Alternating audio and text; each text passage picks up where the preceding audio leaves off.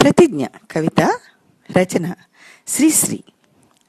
శ్రమైక జీవన సౌందర్యాన్ని ఆస్వాదించడం, కష్టపడే వారి పట్ల గౌరవం కనబరచడం, విద్యార్థులలో సామాజిక స్పృహను పెంపొందించడం ఈ పాఠ్యాంశం ప్రధానోద్దేశం.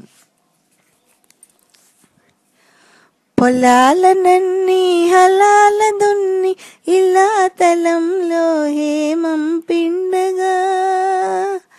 పొలాలనన్నీ హలాల దున్ని ఇలా తలంలో హేమం పిండగా, జగానికంతా సౌఖ్యం నిండగా విరామ మెరుగగ పరిశ్రమించే,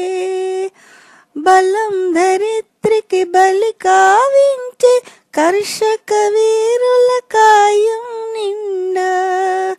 కాలువ కట్టే ఘర్మజలానికి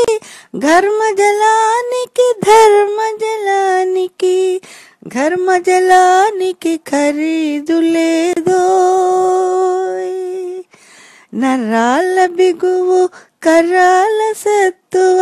వరాల వర్షం కురిపించాలని, ప్రపంచ భాగ్యం వర్ధిల్లాలని, గనిలో వనిలో కార్ఖానాలో పరిక్రమిస్తూ పరిప్లవిస్తూ ధనిక స్వామికి దాస్యం చేసే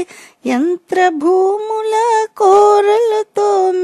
కార్మిక వీరుల కన్నుల నిండా కణ కణమండే గలగల తొణికే విలపాగ్నులకు విషాదాశ్రులకు ఖరీదు కట్టే శరాబులేడో,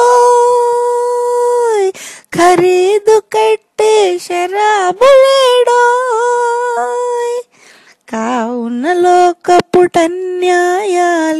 కాల్చే ఆకలి కూల్చే వేదన,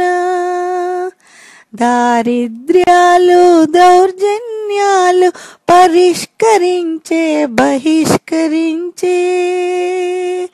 బాటలు తీస్తూ పాటలు వ్రాస్తూ బాటలు తీస్తూ పాటలు వ్రాస్తూ నాలో కదిలే నవ్య కవిత్వం,